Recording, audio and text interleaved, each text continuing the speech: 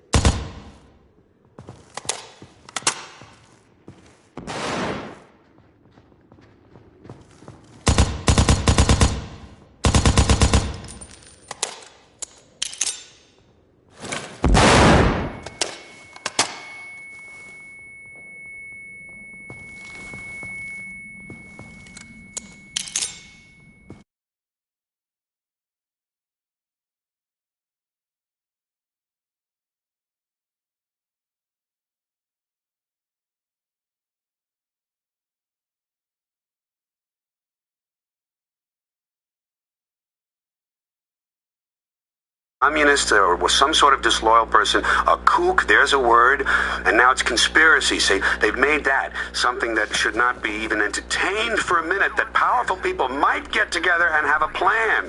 Doesn't happen. You're a kook. You're a conspiracy buff.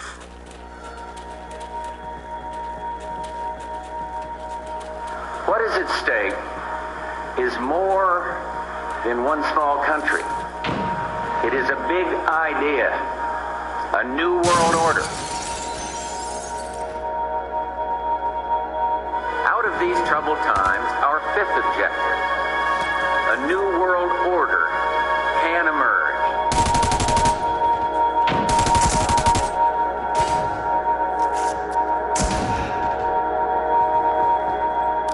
В своем движении в другом направлении, к новому мировому порядку. Even that does not describe why the world has changed so much and why the world has turned so much toward a new world order and a new kind of civilization.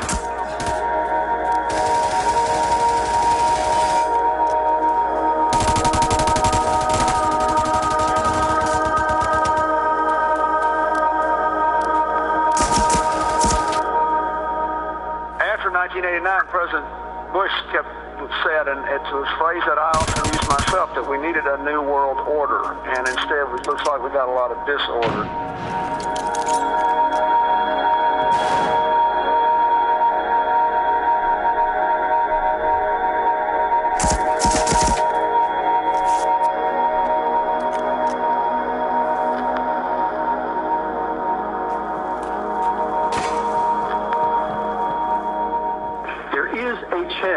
For the President of the United States to use this disaster to carry out what his father, a phrase his father used, I think, only once, and hasn't been used since, and that is a new world order.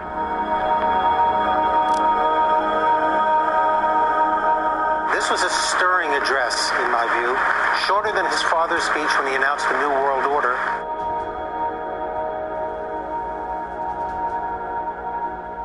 And it's only now that we can begin to understand that the world order that globalization brings and what it's going to look like, it's driven forward now not just by the balance of military strength, the Cold War times, or ordinary political power. It's being driven forward by a seismic shift in economic power that we see around us. We've got to give them a stake in creating the kind of world order that I think all of us would like to see. Thousands of people gathered to hear Barack Obama deliver key foreign policy speech on his current European tour. The Democratic presidential hopeful laid out his vision for America's place in a new world order, saying he was speaking as a proud citizen of the United States and a fellow citizen of the world.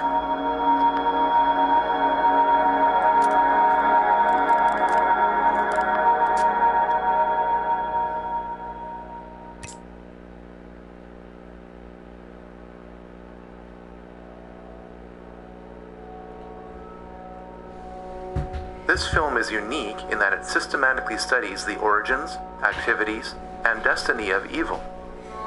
Presentations in this genre make all kinds of predictions about the future, most of which will turn out to be wrong. Instead of dwelling on the future, I'm going to survey the past. The New World Order is like a rope. That rope is made up of cords of political, military, economic, scientific, cultural, and religious power. Each cord of the New World Order rope is composed of people at the outer layers who have no idea what the ultimate goal of those at the center of each cord is. As people work their way to the center of each cord, the ultimate goal of those associated with the New World Order becomes clear. A one-world government, a one-world economy, a one-world military, a one-world society, and a one-world religion, all enforced with absolute control under a single world ruler. This goal is not democratic.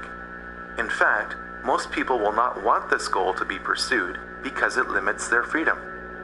In spite of popular resistance, this goal is being achieved through secrecy and progressive conditioning to make the public want this goal. There is plenty of evidence that this goal exists. Pat Robertson has written in a book a few years ago that we should have a world government, but only when the Messiah arrives. He wrote, and literally, any attempt to achieve world order before that time must be the work of the devil. Well, join me. I'm glad to sit here at the right hand of Satan. The primary driver of the New World Order is religion. After all, people act on what they believe. Financial control is a means by which the New World Order funds its primary tool, which is warfare. We must first understand the tool of warfare before we can grasp the matrix of control being applied to us. Once we understand these systems of control, we can then understand the belief systems of those who are controlling us. All this knowledge is necessary to form strategies of resistance to what you are probably not even aware of. But how? There are new scientific studies telling us that life does exist, very likely all over the universe.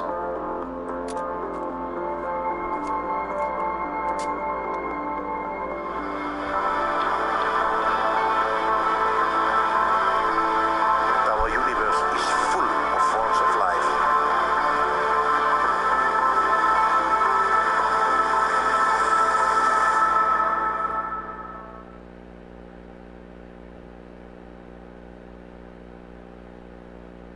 How did this mindset, control system, and tool of warfare get created?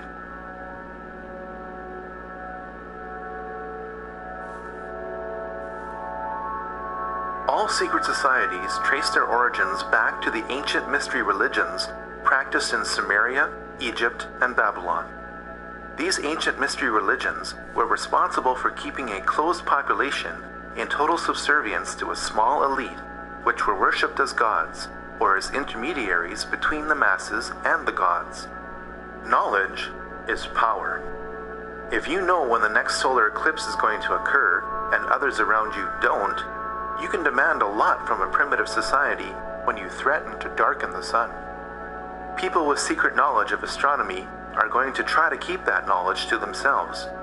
The moment they share that knowledge, their power over any society is eliminated. Large groups of people can be held in check by belief systems given to them by a tiny elite, which keeps a core of knowledge to itself. This is why the most powerful groups in any society operate in secret. In fact, the word occult does not mean evil. It means secret. You are not supposed to know the secrets of the elite. Once you discover and verify these secrets, you'll be shocked at how the elite control you. The very word secrecy is repugnant in a free and open society. And we are, as a people, inherently and historically opposed to secret societies, to secret oaths, and to secret proceedings.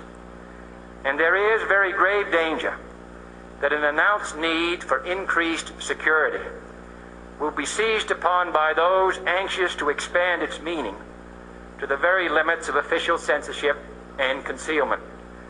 That I do not intend to permit to the extent that it's in my control.